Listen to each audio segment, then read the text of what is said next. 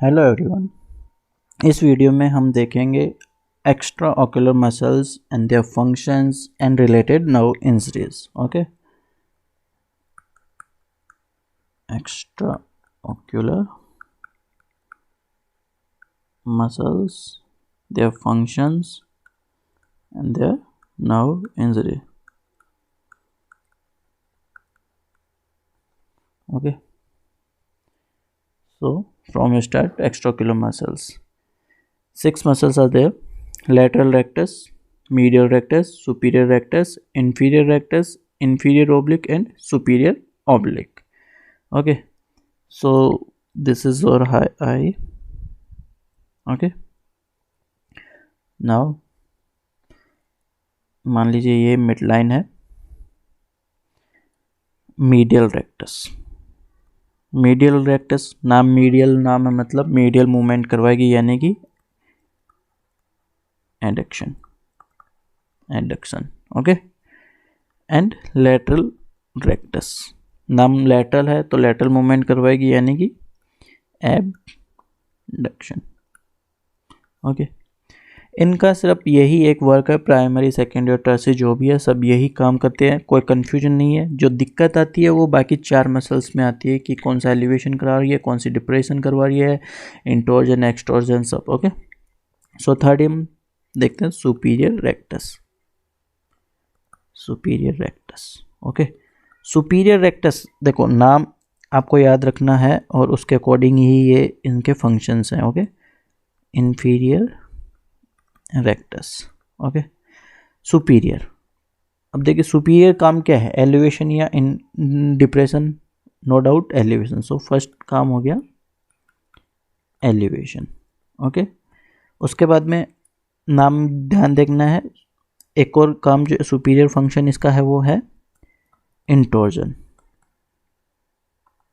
Okay, और inferior rectus क्या करवाएगा, नाम इंफीरियर यानी कि डिप्रेशन। ओके, एंड दूसरा काम एक्सट्रोजन। एक दूसरे के बिल्कुल जैसे अपोजिट काम करवाएंगे ये दो फंक्शंस। ये एलिवेशन करवाएगा तो ये डिप्रेशन करवाएगी, ये इंटोर्जन करवाएगा तो ये एक्सट्रोजन करवाएगी। ओके, अपोजिट है लेकिन देखो आई मूवमेंट क्या करवा रही है, सेम तरफ, ये भी इधर की तरफ ले जा रहा है और इधर से ये भी ऐसे। Okay, clockwise. Now third function is, दोनों ही मसल्स क्या करेंगी, रेक्टस पे ध्यान देना, रेक्टस का वर्क है एडक्शन। ओके, एडक्शन समझ में आ गया। देखिए प्राइमरी फंक्शंस जो है वो है सुपीरियर का elevation, secondary intorsion and tertiary is adduction, and inferior rectus depression, extorsion and again adduction. Now दो मसल्स जो और है, एक होती है सुपीरियर ओब्लिक और दूसरी इंफीरियर ओब्लिक। ओके, तो सुपीरियर ओब्लिक का काम क्या है,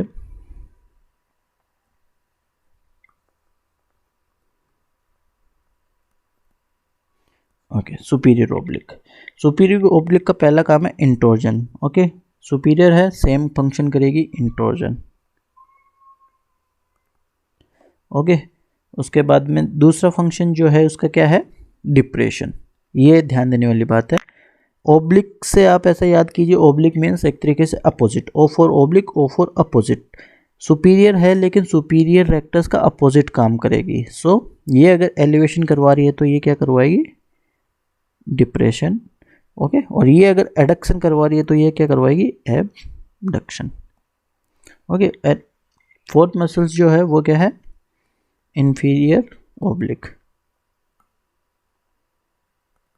ओके, सेम इसका भी वही है, इसके अपोजिट काम करेगी इंफीरियर रेक्टस के। ओके, सो ये क्या करवा रही है, डिप्रेशन, तो ये क्या करवाएगी, एलिवेशन। ओके, उसके बाद में ये क्या करवा रही है, एडक्शन करवा रही है, तो ये क्या करवाएगी, एबडक्शन। ओके,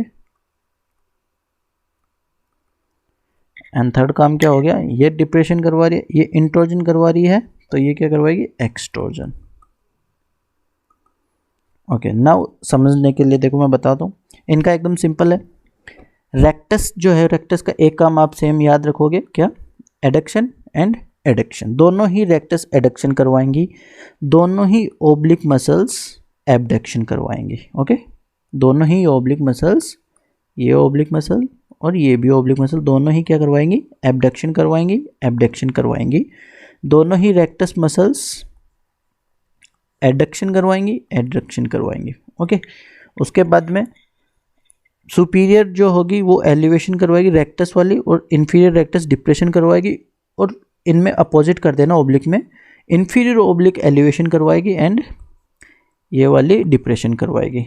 ठीक है, सुपीरियर ओब्लिक।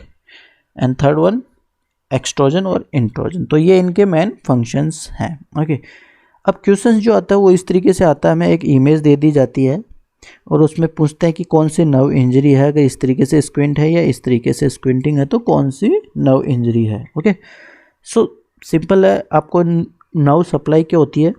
एक होता है SO4, एक होता है LR6। सुपीरियर ओब्लिक को फोर्थ नर्व यानी कि ट्रोकिलियर सप्लाई करती है, एंड लेटरल रेक्टस को 6 यानी एब्ड्यूसेंस नर्व सप्लाई करती है। ओके, बाकी सबको कौन सी करेगी? ओक्यूलोमोटर, थर्ड वाली।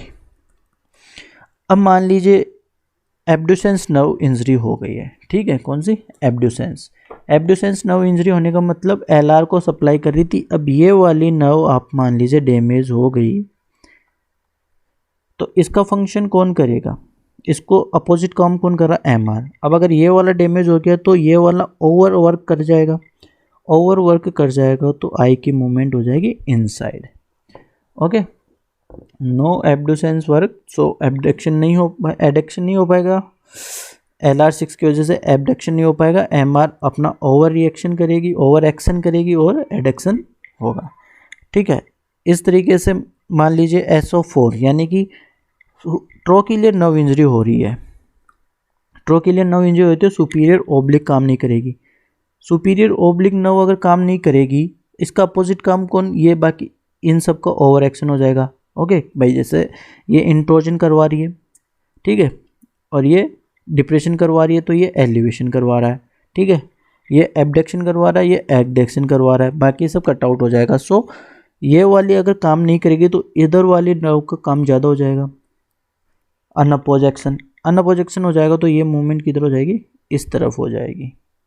ओके, और ना ओक्यूलोमोटर अगर नर्व इंजरी हो रही है यानी कि एलिवेशन और एडक्शन वाला काम अगर डिस्टर्ब हो रहा है तो क्या होगा? ये वाली चीज़ ओवर रिएक्शन, ओवर एक्ट करेगी। ठीक है, ओवर एक्ट ये वाली करेगी तो आई की मूवमेंट क्या होगी? Outward and depression. Okay, simple सा है। सो ये बेसिक है, अभी हम एक एक समझ लेते हैं। ओक्यूलोमोटर नर्व इंजरी,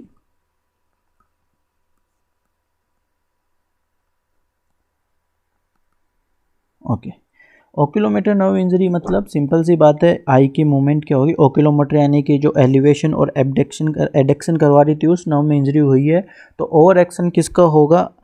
एबडक्शन करवाने वाली, और लेटरल मूवमेंट यानी कि आउटवर्ड मूवमेंट करवाने वाली एक्शन बिना अपोज काम करेंगी तो मूवमेंट क्या हो जाएगी? आउटवर्ड